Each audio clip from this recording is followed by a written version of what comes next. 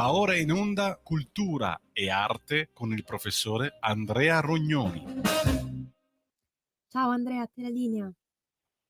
Eccoci qua, grazie Sveva. Oggi parliamo di un santo formidabile perché si avvicina il 13 giugno, venerdì 13 tra l'altro, ma anche su questo aspetto ritorniamo, la cosiddetta Cabala in senso diverso da quello scientifico, perché la Cabala vera è un'altra cosa, ma insomma la superstizione.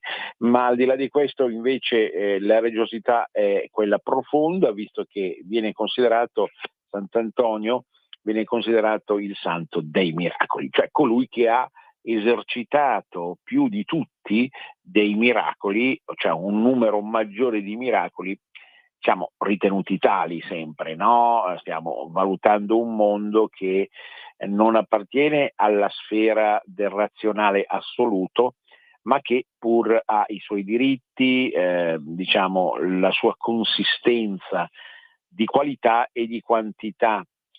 Poi ancora parleremo di un libro molto interessante su Apollo, autori vari, i grandi miti greci, Apollo, dove si cita anche il mito di Fetonte, che rimane uno dei miti più importanti che attestano, diciamo così, il valore identitario del nord Italia. Poi ancora abborderemo verso la fine della trasmissione, la seconda parte, quello che è il capitolo agricolo pastorale più importante in relazione al calendario di giugno e che rimane un punto di riferimento per le tradizioni popolari, sia come approccio diretto al lavoro, all'esercizio del lavoro, sia anche e soprattutto come feste popolari di varia natura e forma che dalle Alpi alla Sicilia in questo periodo vengono celebrate. Parliamo della mietitura del grano, che ha un valore simbolico enorme, naturalmente, lo ha sempre avuto dall'antichità ad oggi, trapassato da epoca in epoca, ma è sempre valido, perché è vero che non di solo pane vive l'uomo, come recitava, diciamo così, il diktat, potremmo dire evangelico, ma anche rimane una dimensione di pur sempre appunto di ineludibilità, insomma. Il primo riferimento alimentare in assoluto nel mondo rimane, oltre ovviamente l'acqua, per quello che è soprattutto il bere, ma rimane il pane. Prima però parliamo di un personaggio passato a miglior vita, che è il romano Gianfranco Butinar, un personaggio molto interessante che è morto prematuramente a 52 anni per problemi miocardici e aveva attirato l'attenzione perché era diventato un imitatore comico in senso lato per varie performance, ma soprattutto imitatore di tantissimi personaggi appartenenti per lo più al mondo sportivo e calcistico, no? Da Bruno Pizzul, telecronista tra l'altro appunto appena passato a miglior vita, anche lui, ma poi anche tantissimi allenatori che lui declinava in termini molto precisi. Non a caso adesso si parla di un certo Ranieri, sempre usiamo questo eufemismo, è un certo perché non sono interessato direttamente alla vita calcistica, però ovviamente leggo delle notizie che sarebbe stato chiamato diciamo, a fare a proposito di miracoli, a fare un vero e proprio miracolo, cioè impedire che per la terza volta consecutiva impedire che l'Italia non partecipi ai mondiali. Ma quindi appunto la voce come imitatore di Butinar sarebbe ancora utile per capire con che spirito il Ranieri che non è più giovanissimo anche come valutandolo come allenatore, ma ha una grandissima esperienza, potrebbe far bene oppure no. Ma più in generale parliamo di Capello, parliamo di tantissimi altri personaggi che voi conoscete perfettamente, che lui riusciva a imitare molto bene senza tradire l'accento romano. E qui ancora mi impelago, si dice, no? Mi incarto in una discussione che sicuramente la nostra cara Sveva troverà sfiziosa, naturalmente, perché se Andrea Rognoni tenta di parlare romano, ma non dico la struttura del vocabolario che non conosco in maniera precisa, ma l'accento e la cadenza è chiaro che tradisco le mie origini nordiche, no?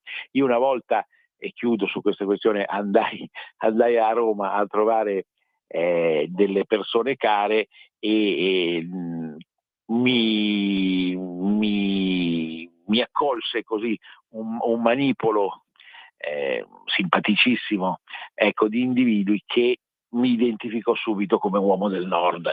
È inevitabile, naturalmente, perché uno può tentare tutte le vie possibili, ma non può essere diverso da quello che è all'interno ovviamente di una dinamica che è pur sempre la fonetica italiana, che non è la fonetica francese, non è quella spagnola, eccetera, eccetera.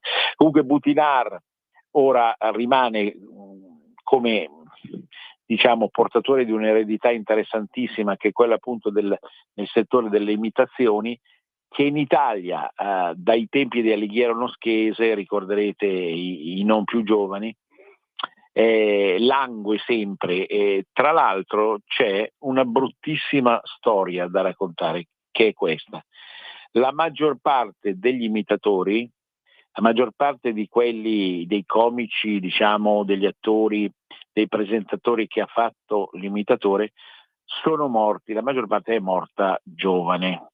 Alighiero Noschese è suicida addirittura, sui 55 se non erro, forse meno. E tantissimi altri, compreso Butinar, purtroppo hanno fatto questa fine. È un discorso poco piacevole naturalmente, ma siccome le statistiche che oggi tra l'altro imperano per altri motivi, cioè il referendum, che come avete visto insomma è fallito nella sua sostanza e nelle sue intenzioni, ecco, ma dico, le statistiche non si possono evitare. 80 anni invece li ha compiuti, e sicuramente si avvia a una lunga presenza particolarmente applaudita, Enrico Montesano. Personalmente, l'ho già detto, Enrico Montesano, peraltro, andando a vedere le origini del cognome, voi sapete che sono studioso anche molto dei cognomi, diciamo ha delle ascendenze calabresi, ma poco importa, naturalmente lui è nato e cresciuto a Roma, e quindi il 7 giugno ha compiuto 80 anni, essendo nato nel 45, cioè praticamente alla fine della guerra. Quindi per me rimane il punto di riferimento assoluto di una certa romanità di estremo impatto, molto calda, molto aderente, diciamo, a tutta una serie di spunti che sono interessanti. Personalmente, ma ripeto, de gustibus non est disputandum, non ho mai amato tantissimo Proietti, ho fatto sempre fatica a capirlo, grande attore, ma non riusciva così a far scattare in me la molla dell'entusiasmo. Entusiasmo che provo invece verso Verdone, Carlo Verdone, come grandissimo attore e erede sicuramente di Sordi. Stiamo parlando di romanità, e verso Montesano come, diciamo, come attore anche lui, tra l'altro portatore di idee ultimamente molto interessanti a sfondo metapolitico, ma adesso qui non andiamo diciamo così, a stanare il can che dorme. Lui aveva una tradizione familiare, l'ha portata avanti fino a una certa età, di sinistra, che però insomma ha rivisto ampiamente negli ultimi tempi. Come ho sempre ammirato, e chiudiamo naturalmente su la sempre piacevole naturalmente comicità romana, comicità oppure spettacolarità, ho sempre ammirato Lando Fiorini. Lando Fiorini è venuto meno qualche anno fa, e penso che la canzone Cento Campane rimanga, secondo me, la più bella canzone romana a sfondo romano di tutti i tempi. Però ecco, certamente lui, anche Fiorini, ha lasciato un'eredità enorme che non è facile da gestire, perché i romani di Roma, vero cara Sveva, sono sempre meno, in quanto anche Roma, come Milano, è abitata da tantissime persone che non hanno delle origini schiette, e quindi si diventa poi difficile tramandare quella che è appunto una tradizione, specialmente di certi quartieri come Trastevere, ma non solo, che appare comunque fulgida nella sua storia, nella sua quintessenza, nella sua capacità di riuscire a partecipare all'interno dell'italianità, di questo mondo popolare che tanto ci è caro. Allora, Sant'Antonio da Padova, e qui la storia è un po' più internazionale, perché Sant'Antonio cosiddetto da Padova non era originario di Padova, ma era nato proprio a Lisbona. Io ebbi modo una ventina d'anni fa di visitare la casa natale di Sant'Antonio a Lisbona. Ad essere sincero, e mi vergogno moltissimo anche come conduttore radiofonico, io sapevo che non era di Padova, ma non sapevo bene allora che era originario del Portogallo. Nazione, come ho già detto anche in altre occasioni, piccola nazione molto interessante, no?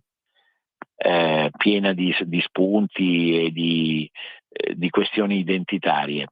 Però appunto l'origine portoghese del nostro caro Antonio ci riconduce. Sì? Volevo dirti che Pronto? c'è un'ascoltatrice che vorrebbe intervenire, ma fuori tema, insomma, su un altro tipo di tematica. La faccio Aspetti allora intervenire o di aspettiamo? aspettare un attimo, finisco Sant'Antonio, se no poi diventa troppo svagata la cosa. Un attimino solo. Allora, Va bene, vai Sant'Antonio. avanti, le dico insomma di Sì, richiamare sì, magari un pochino sicuramente. più tardi. Sant'Antonio era nato a Lisbona, ma aveva poi viaggiato tantissimo per tutto il Mediterraneo, era stato anche in Africa, aveva raggiunto la Sicilia.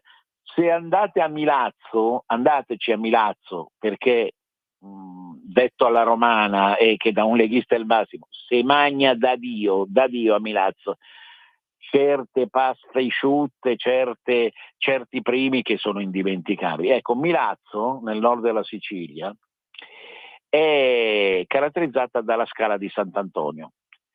È una delle cose personalmente più belle della Sicilia. Ci sono tantissime scale in Sicilia, c'è la Scala dei Turchi, c'è la Scala di Larione vicino a Ragusa, c'è la Scala appunto di Sant'Antonio. La Scala di Sant'Antonio porta, diciamo, da un promontorio in cima giù verso il mare, è fatta di tantissimi scalini, e lì c'era stato proprio Antonio, prima di diventare santo, ovviamente, voglio dire, nella sua vita giovanile, a predicare e a vivere. Poi aveva risalito la penisola e aveva raggiunto Assisi. Ecco, una cosa che mi ha sempre colpito è l'incontro diretto.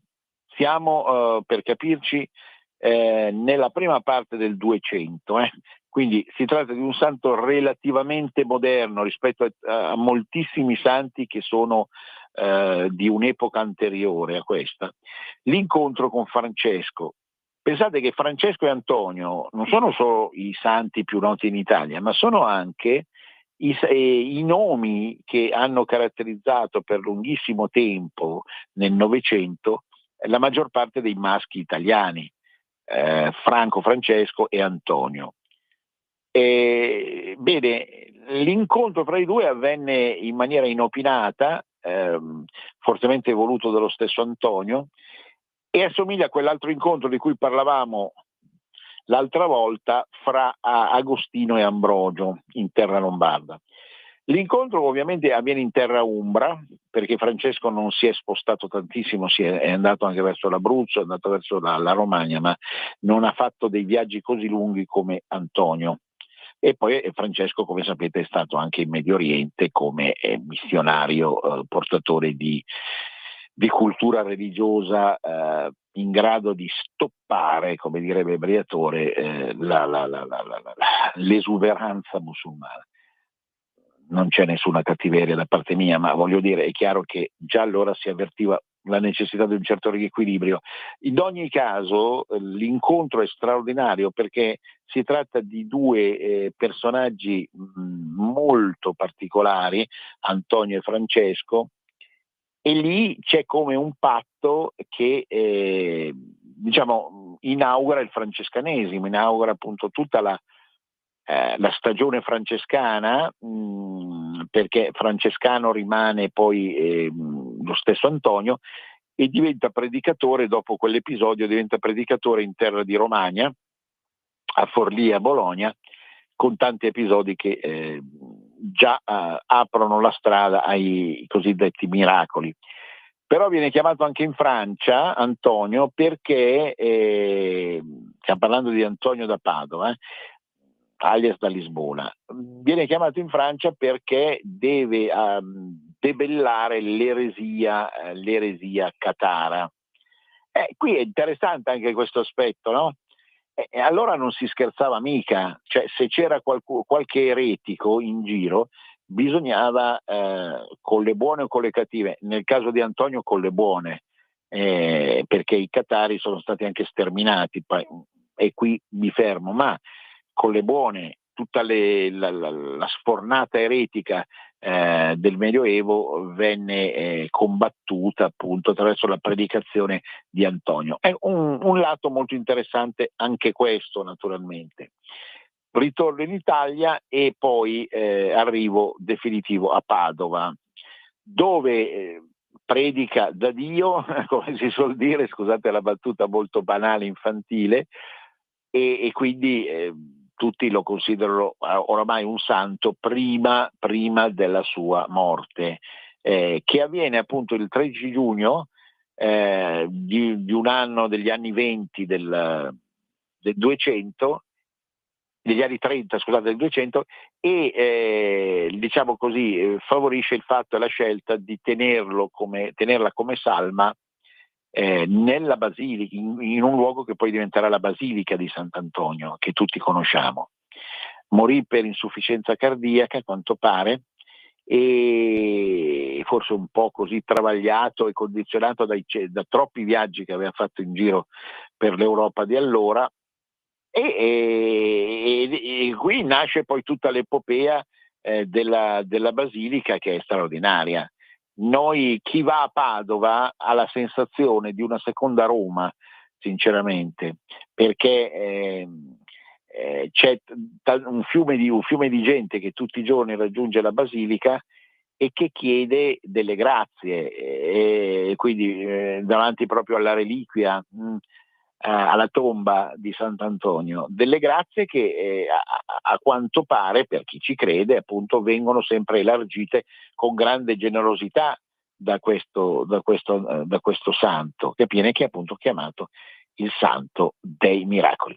Adesso accetto la telefonata a questo punto, vediamo se Andrea, per il momento la signora non c'è. niente, allora poi si rifarà viva.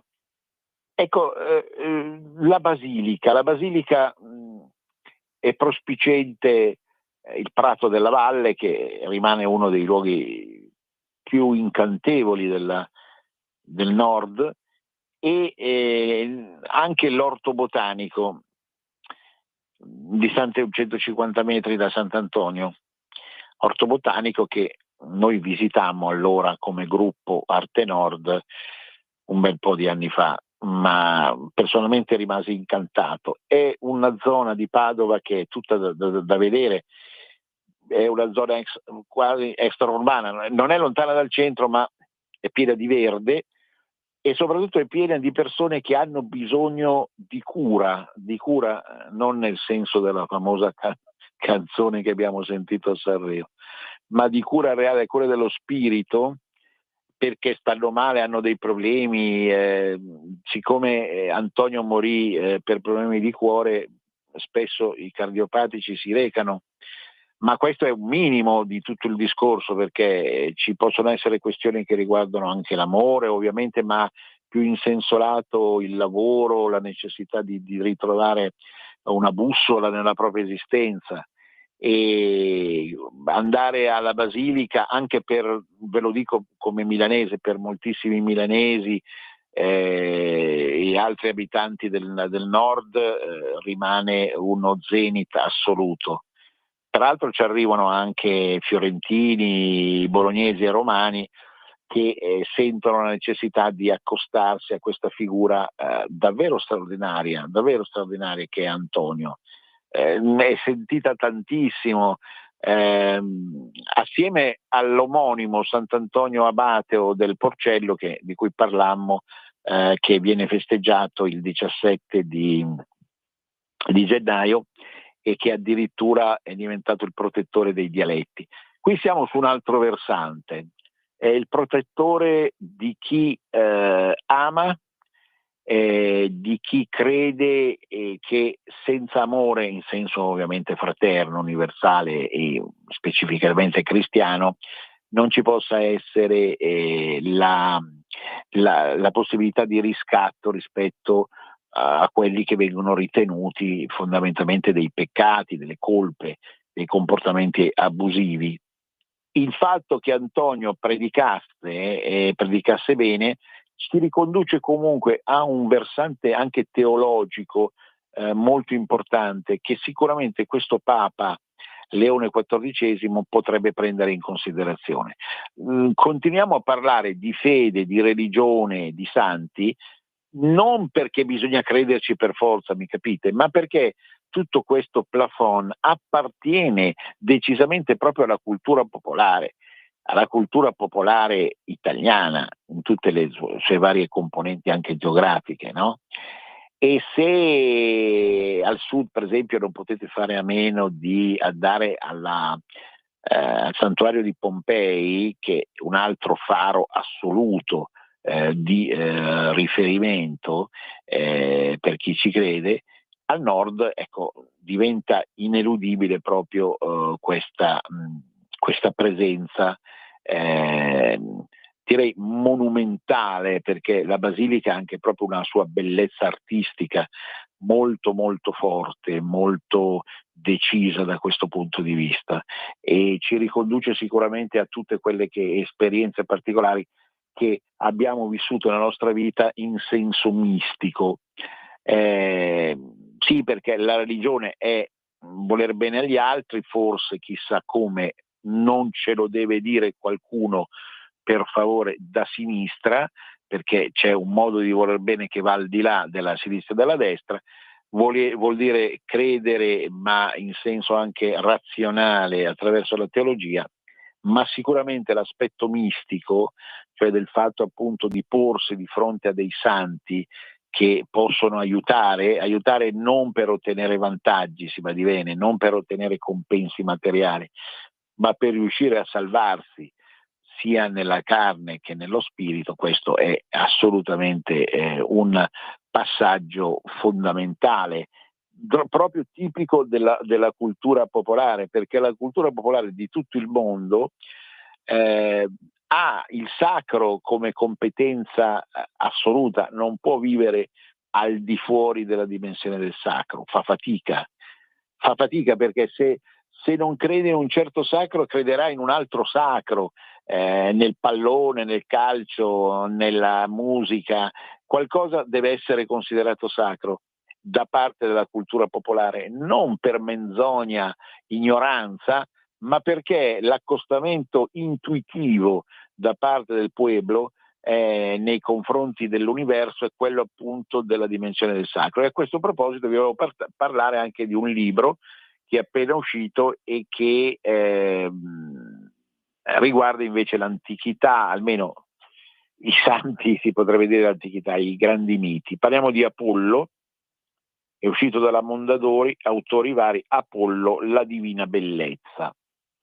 Perché Apollo era colui che portava al mondo la divina bellezza? Perché Apollo è colui che insegna a vivere secondo non l'amore, non che lo escluda in senso assoluto, ma innanzitutto attraverso la bellezza, l'arte, la musica. Apollo qui viene raccontato in questo libro, ripeto, della collana I grandi miti greci della Mondadori, un libro peraltro snello di un centinaio poco più di pagine, niente di così impegnativo. Ecco, Apollo è colui che riesce a conciliarci con la bellezza più autentica, no? Tant'è vero che figlie di Apollo erano le muse. Le muse, le 9 muse naturalmente, che facevano parte di questo pantheon assoluto che riguarda proprio tutto lo scibile, perché nel mondo greco antico, abbiamo avuto modo di parlare recentemente della Magna Grecia, qui ci ritrasferiamo nel mondo greco, non perché non vogliamo parlare di cultura popolare, ma perché la cultura popolare italiana non cristiana, ma non è una questione di religione ma di conoscenza semplicemente, cioè io posso credere in Dio e nei santi, ma posso comunque frequentare come conoscenza gli antichi dei greci. Ecco, vi stavo dicendo, questo mondo greco crede fondamentalmente che tutto l'intelletto umano, anche quello scientifico, anche quello cosiddetto razionale, matematico, tecnico, sia condizionato dall'arte e dalla bellezza. Cioè noi non possiamo fare un'invenzione, una scoperta o applicare una formula, anche in senso di tecnologia avanzata, senza amare la bellezza, senza amare l'armonia, proprio come faceva il divino Apollo. E quindi tutto questo è un bellissimo insegnamento, secondo me, che ho sempre cercato fin dai tempi del liceo, ovviamente come prof, come professore di liceo, anche ho tentato di stabilire con i miei ragazzi, cioè quello di riuscire a insegnare che in qualsiasi cosa noi, di qualsiasi cosa noi ci interessiamo, fosse anche costruire delle case o misurare delle forme geometriche, noi dobbiamo amare l'armonia e la bellezza. Dobbiamo pensare di fare un'opera d'arte, perché questo ci insegna appunto Apollo e l'antica Grecia. Certamente, ama l'arte come te stesso. A dopo la pausa. Stai ascoltando Radio Libertà, la tua voce libera, senza filtri né censure, la tua radio.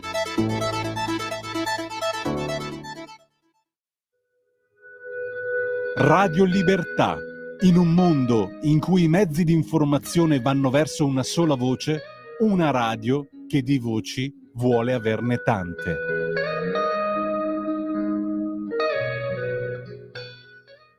Di nuovo a te la linea, Andrea. Grazie. Ecco, legato al mito di Apollo c'è un altro mito che diciamo a noi del nord, visto che prima abbiamo parlato tanto di Roma, sempre consideriamoci in un grande abbraccio italofono. Noi del nord abbiamo caro il mito di Fetonte. Fetonte era figlio di Apollo, un figlio particolare che voleva proseguire la dinamica celeste, e arrivò Fetonte a rubare il carro al papà. Fetonte viaggiò tanto e arrivato sopra il nord Italia, non sapendo più guidare bene questo carro, cadde giù. Dove cadde? Cadde nel fiume Po, alias Eridano. Sapete che qualcuno qualche anno fa aveva proposto, per definire la regione si intende, non in senso politico, ha proposto non Padania ma Eridania. In realtà poi qualcuno disse, lo ricordo perché è divertente, no? C'era già una famosa ditta di zucchero che finiva per ridicolizzare tutta questa proposta. Ma sì, ridiamoci sopra le cose, che tanto non val bene prendersela in questa esistenza più di tanto. Fetonte, poverino appunto, cadde e morì nel Po. In qualche modo fu battezzato a una sacertà che era tipica dei fiumi, perché nell'antichità anche i fiumi erano sacri, era sacro il Tevere, erano come delle presenze animate di dei, di divinità, il Tevere, il Po, l'Arno, il Volturno.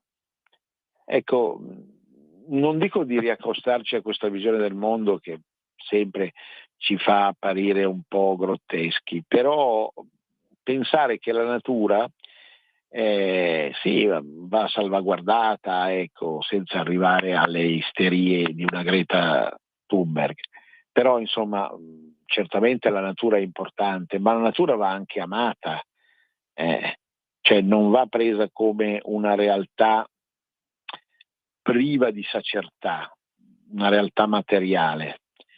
E quindi cosa successe secondo il mito? Che dalla morte di Fetonte nel fiume Po, le sorelle di Fetonte, le cosiddette Fetontidi, piansero amaramente e si incarnarono in quei vegetali che ancora oggi nella Valle del Po hanno una funzione prioritaria, e sono i pioppi. Non che non esistano pioppi anche nel Lazio, nell'Umbria o in altre zone d'Italia, però sicuramente se voi attraversate la pianura padana, e quante volte vi ho raccomandato di farlo, no? Ecco, da Cuneo fino a Trieste, passando proprio per la Valle del Po, lungo il Po, costeggiando il Po, e se voi lo fate, ed è un viaggio come in un grande oceano, no? E voi vi accorgete sicuramente che ci sono tantissimi pioppi. Il pioppo è un albero molto orgoglioso di sé in qualche modo, che rilascia anche queste particole, no? Che nel mese di maggio sono particolarmente fastidiose per taluni, ma che in realtà sono le lacrime, non dimenticatelo mai, le lacrime delle sorelle di Fetonte, che ancora vengono rilasciate attraverso questi piumini, ecco, questi prodotti primaverili dei pioppi, come tanti semi che hanno bisogno di essere propalati in nome della libertà, in nome dell'identità. La libertà di tutti si intende, non di qualcuno in particolare, dell'identità di tutti, anche qui appunto, alla difesa di tutte le identità dell'universo. E questo mito è stato studiato da moltissimi studiosi. Vorrei citare la cremonese Bertocchi, che è anche stata una delle voci interessanti della radio fino a una decina d'anni fa, ma dal punto di vista antropologico, dal punto di vista mitologico, dal punto di vista anche della narrazione in sé, è una delle cose più belle che la storia della mitologia ci ha effettivamente regalato. E quindi questo mito, il mito di Fetonte, è anche il mito della fondazione di una civiltà che è la nostra civiltà, assieme alla fondazione ovviamente, e lì vadano a vedersi i miti appunto del Tevere, che sono stupendi, che si ricollegano a quel primo vere di cui parlavo appunto per il Lazio settentrionale, al mito certamente della Magna Grecia come rinnovamento totale della Grecia in terra italica, e via dicendo. Noi non possiamo vivere senza il sacro e non possiamo vivere senza il mito. Non siamo in grado di esercitare le nostre funzioni in senso meccanico. Qualcuno dirà che si tratta di pura consolazione, belle favole. Ricordo sempre Margherita Hack, la famosa astronoma fiorentina, però operante all'Osservatorio di Trieste, morta una decina d'anni fa, dunque intervistata su questo, dice appunto ma sono tutte cretinate, sono tutte cose non riguardi. Però ecco, io sono convinto che perfino Margherita Hack, con tutto il rispetto, credeva in qualcosa, credeva in un mito che era magari il mito della scienza, il mito del riuscire a scoprire tutte le cose per il bene di tutti. Però intanto il mondo va avanti da quanti mila anni senza che abbia risolto i suoi problemi. Lo dico così senza nessuna smanceria, no? E pur convinto che abbiano ragione le varie discipline che cercano di migliorare il mondo, perché se non ci fossero neanche quelle il mondo sarebbe ancora peggio. Però dobbiamo anche essere realisti da questo punto di vista e riconoscere che i progressi fatti rispetto all'Homo erectus da parte dell'Homo sapiens non sono stati così produttivi, così magnificenti come normalmente qualcuno vuole far credere. Ecco, un mondo che si basa sul progresso. Credo nel progresso, l'ho dimostrato sabato applaudendo all'ipertransfer, a questa capsula che fra qualche anno permetterà di collegare Milano e Venezia a 1000 km all'ora. Sì, ben venga, perché il progresso non lo puoi bloccare, ma il progresso fa parte di un meccanismo che non è completamente liberatorio, perché come tutte le cose si creeranno nuovi problemi volta per volta. Il gioco è questo qua, è come quando vai alla roulette, a giocare alla roulette, giochi, vinci, ma non ti fermi lì. Ti viene voglia di investire nuovi soldi che poi inevitabilmente perderai. Questo è il mondo, è un gioco alla roulette, non alla roulette russa, non sono così disfattita.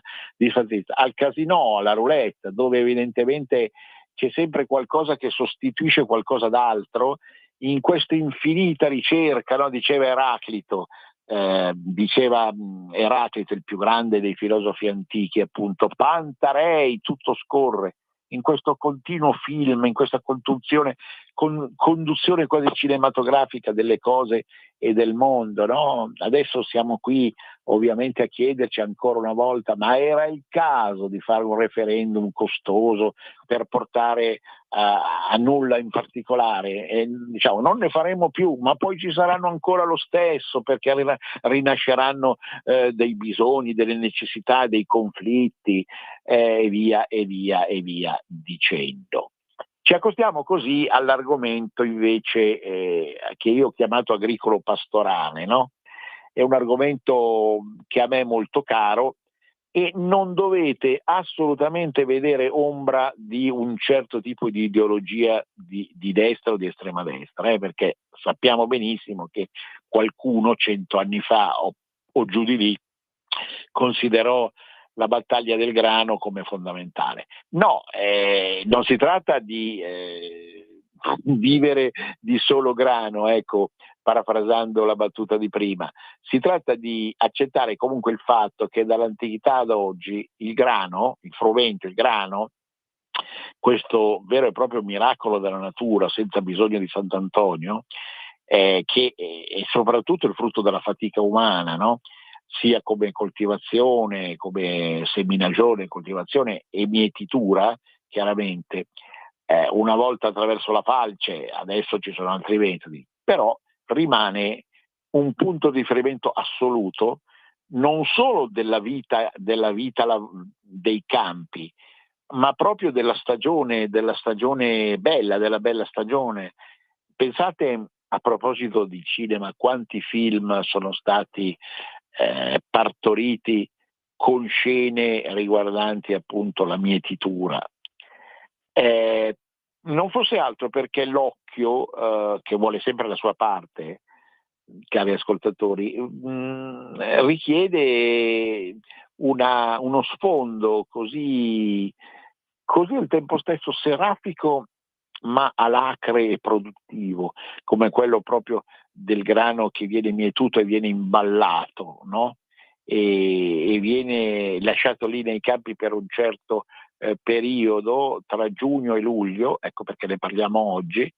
Chi lo fa prima, chi lo fa dopo, dipende un po' dalle zone, dalle situazioni, ma che comunque costituisce simbolicamente, no? Diciamo così, il frutto della terra più vicino alle necessità alimentari. Chi era nell'antichità la divinità femminile che amava di più il grano? Era Cerere, no? Ne abbiamo già parlato chiaramente, l'antica dea Cerere. Per la religione cristiana, penso che la religione cristiana non è che non abbia riflettuto su questo aspetto, però siccome voi sapete la religione cristiana assieme anche a quella musulmana ebraica viene chiamata religione del deserto, non poteva avere, forse probabilmente nella sua origine giudaico-cristiana, un amore così sconfinato e diretto per un prodotto della terra che nel deserto non viene coltivato, o che se viene coltivato richiede poi appunto un nuovo trattamento e una nuova impostazione naturalmente, no? Il grano rimane un prodotto europeo soprattutto nella sua, quindi ha origine precristiana, ma poi naturalmente in una rivalutazione che c'è stata comunque da parte del cristianesimo, da parte della cultura popolare, legata anche a una vita dei campi che è stata descritta ampiamente nell'arte e nella letteratura e che è una fonte di vita, di amore. A questa stagione viene associata naturalmente alla stagione della felicità, dell'amore, della voglia di vivere, di cantare, di stare assieme. Certo, al nord una grande concorrenza al grano viene fatta dal riso. Sono due elementi anche simbolici molto forti. Del riso abbiamo parlato tantissimo già alla fine degli anni 90 come prodotto più tipicamente padano rispetto al grano, anche se certamente di campi di grano ne abbiamo anche noi e abbiamo campi di grano turco. È vero che dopo l'arrivo dall'America sono diventati molto importanti per l'alimentazione. Ecco, sono tutte varianti di un sistema simbolico, di una costellazione mentale che comunque ci permette di accostare il senso ultimo della vita, che non può essere distrutto dalla tecnocrazia, da valori che certamente devono concorrere anch'essi in questa gara stupenda che è la storia, che è l'evoluzione, come vi dicevo poco fa, ma che non può impedire di far ritornare ogni tanto proprio alla sacertà, a questa sacralità assoluta del grano, no? Pensate proprio alla forma del grano. Questo frutto, io lo chiamo frutto perché comunque nasce dalla terra, questo frutto palpabile, sgranocchiabile, è al tempo stesso duro e morbido nella sua bontà, che non è una bontà da canavacciuolo, no? Capito? Da cuciniere, è una bontà che nasce da una dimensione arboricola, da una dimensione quasi primitiva, no? Dell'uomo della preistoria, che comunque si accosta per primo all'agricoltura e stabilisce un abbraccio meraviglioso con queste divinità in fondo, perché è vero che gli antichi uomini prima dell'epopea mediterranea erano legate a forme molto primitive di religione e quindi tutto quello che c'era al mondo compreso i prodotti della terra, sapeva di Dio perché permetteva di alimentarsi, quindi di crescere, di svilupparsi, di amare, di conservare la specie. Tutto questo è dentro il nostro DNA. Non pensate che 4 battute digitali da tastiera relativi leoni abbiano distrutto questo che è rimasto dentro di noi, tutto rimarrà dentro di noi. L'ho già detto altre volte, non sono un passatista, ma penso che i cambiamenti, i mutamenti necessari del mondo moderno devono sempre fare i conti con queste antiche radici, con questi mondi atavici, con queste realtà che giustamente Carl Gustav Jung chiamava archetipi, appunto, che sono rimasti dentro di noi e non moriranno mai nella maniera assoluta. Allora rinnoviamo l'appello di chi voleva, nei confronti di chi voleva parlare e dire la sua, ecco, e non era un modo 20 minuti fa di impedire la comunicazione, ma soltanto di finire un discorso a beneficio un po' di tutti, che riguardava appunto effettivamente Sant'Antonio. Quindi in ogni caso quello che a noi importa di più, certo magari come dire, navigando da Apollo a Sant'Antonio, a qualcuno sembrerà una forma eretica di blasfemia, tutto questo. Però dentro di noi, dentro la nostra cultura c'è tutto, c'è veramente tutto, e nulla è completamente esclusivo rispetto al resto delle cose, della vita, delle scelte che facciamo ogni giorno, no? Ecco il senso ultimo della libertà, secondo me, di una radio che coltiva come il grano la libertà, ecco, Radio Libertà coltiva la libertà come il grano. Magari non sempre, dico, ovviamente la cosa riguarda anche me, non sempre i risultati sono perfetti, però la buona volontà è fondamentale nel riuscire a dare questa, a beneficio di tutti, questo tipo di come dire, energia che deve raggiungere tutti quelli che effettivamente vengono chiamati uomini in senso di specie e non di genere, di buona volontà. Quindi i riti sono tantissimi, le città che inneggiano ancora implicitamente al grano, al frumento, a questo ben di Dio naturale sono tantissime, dalle Alpi alla Sicilia.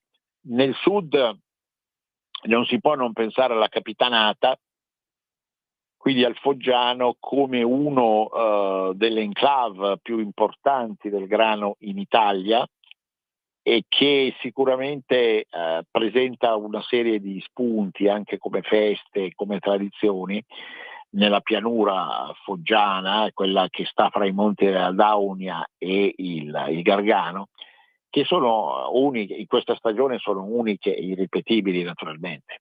Questo vale per alcune zone della Sicilia, vale per alcune zone della terra di lavoro, c'è la zona della Campania, Felix, a nord di Napoli, vale in alcune zone del Lazio meridionale, appunto la ciociaria meno forestale naturalmente, ma c'è grano anche lì, vale in alcune valli basse marchigiane, in alcune zone della Toscana e ovviamente al nord in gran parte della pianura padana, nonostante quell'ambivalenza che diciamo prima appunto con il riso, che è qualcosa che sicuramente crea la gara, crea la concorrenza fra chicchi, no? Il chicco.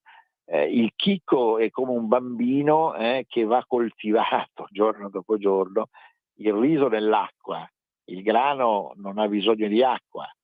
Ma se pensate a tutta l'epopea delle mondine, no? Che ancora in maniera pure piadita viene raccontata in alcuni romanzi o comunque in alcune storie che ci vengono riferite, è un'epopea di una struggente bellezza, nonostante questo, bisogna ammetterlo, come si dice, la condanna ad una fatica spropositata per un genere femminile che allora, tanti anni fa, era costretto a subire, era costretto in qualche modo a venire schiavizzato.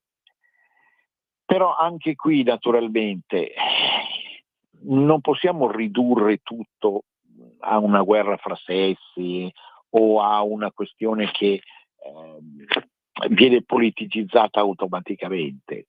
Anche i momenti brutti, difficili, i momenti di sofferenza hanno un loro senso, no? Alla luce di questo travaglio universale che lo stesso Apollo, mi riferisco a quanto dicevo 10 minuti fa, lo stesso Apollo conosceva alla perfezione nella misura in cui cantava, dio della musica, soprattutto Apollo, perché cantava, lasciava cantare o promuoveva il canto attraverso l'arpa, per esempio, o attraverso altri strumenti musicali, in modo tale appunto che la canzone fosse un modo per liberare tutta questa energia che noi ci troviamo di fronte dal dolore, per arrivare ovviamente a una gioia che rimane legata a queste forze ancestrali assolute, no?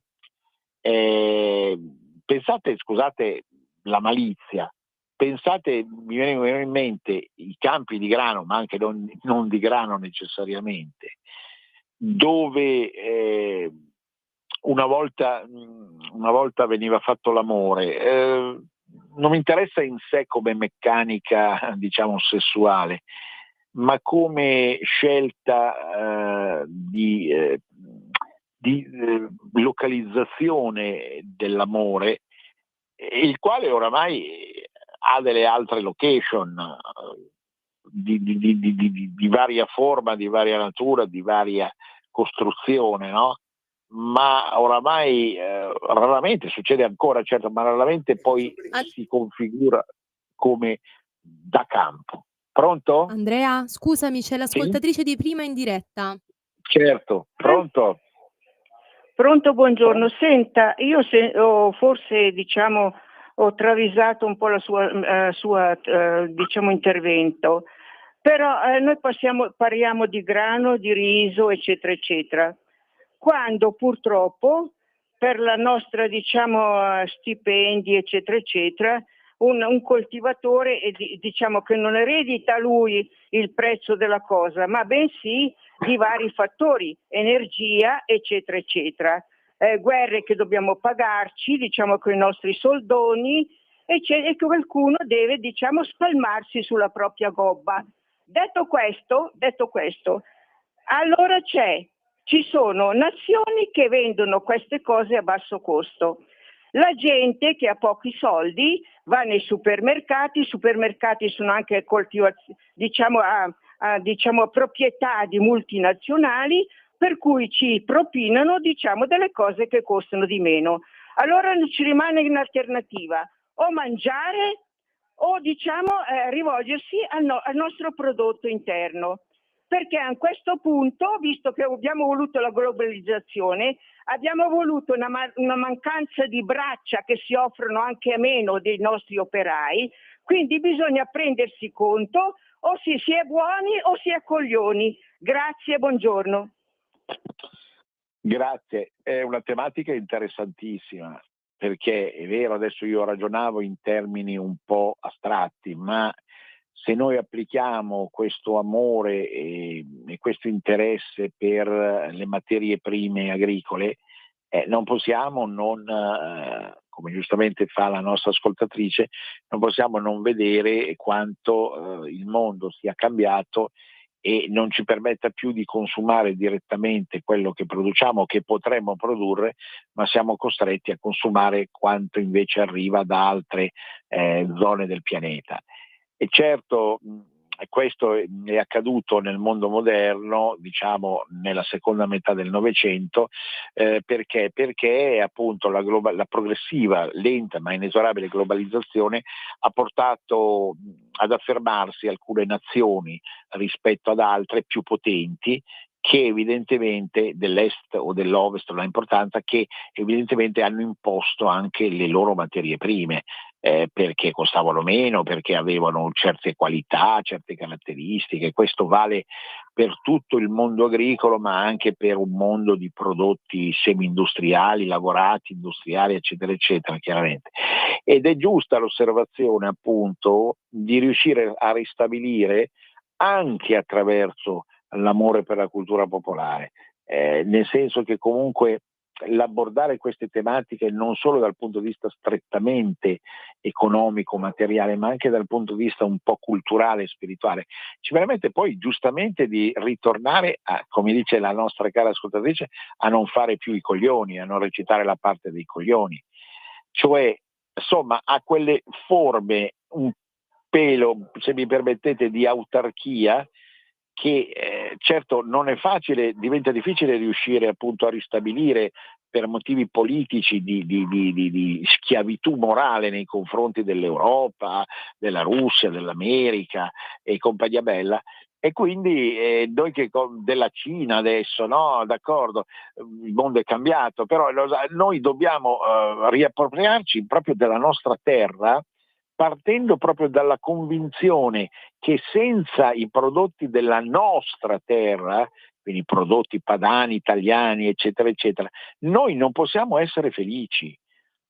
Non perché i prodotti degli altri siano scarsi in sé, naturalmente, e non perché in qualche modo noi dobbiamo chiuderci in noi stessi, assolutamente no, ma perché il recupero di certe forze e di certe nostre qualità, della possibilità di riuscire a ridare fiato ai prodotti della nostra terra, ci permetterà di acquisire quella forza che noi abbiamo perso, quella forza politica, culturale, economica, strutturale che noi abbiamo sicuramente perso. Quindi l'osservazione è sacrosanta e non è fuori luogo, perché comunque quando parliamo di cultura non è che noi ci rifugiamo nelle nuvolette, nel sesso degli angeli, noi parliamo di qualcosa che è legato comunque alla realtà di tutti i giorni. Quindi certo siamo nel 2025, quindi la vicenda dei dazi di Trump ci dimostra che appunto tutto quello che avviene in un certo luogo condiziona quello che avviene lontano 10.000 chilometri. Però fino a un certo punto, perché se noi sempre, secondo la classica mentalità internazionalista, no, di una certa sinistra, arrogante, spocchiosa, Andrea, scusami se ti interrompo, abbiamo un altro ascoltatore e pochi secondi perché dobbiamo chiudere. Esatto, sentiamo l'altro ascoltatore. Niente. Lo abbiamo perso. Niente, abbiamo perso. Stavo finendo il discorso. Se noi continuiamo a giocare all'interno di questo mainstream che si è affermato anche a livello televisivo, giornalistico, non tutti, ma sicuramente in gran parte, come modo di pensare giovanile, no? Ecco, noi continuiamo a rimanere succubi di qualcun altro e non riusciamo quindi a recuperare quell'intimo rapporto con le nostre radici, con la nostra terra, col nostro mondo, vale dalle Alpi alla Sicilia chiaramente, senza il quale noi non possiamo sentirci felici.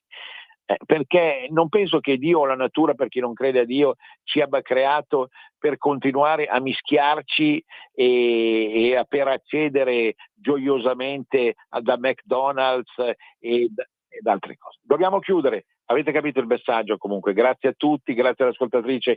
Venezia risorga Venezia per sempre. A risentirci. Avete ascoltato Cultura e Arte con il professor